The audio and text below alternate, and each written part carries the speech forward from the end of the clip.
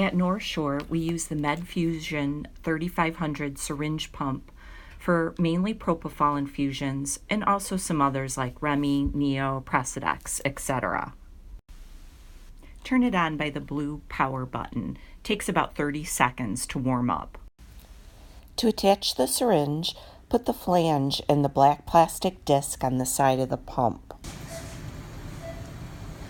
Then swing the arm around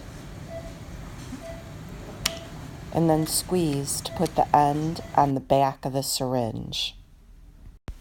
This is the next screen that you'll see. Choose 1, the quick library, if you're going to do a propofol infusion, and choose 2, A through Z, for all other medications. Then choose your syringe size by pressing either 1 or 2. Confirm your syringe size by pressing yes. Put in the patient's kilograms and press enter. Press the dosage and press enter.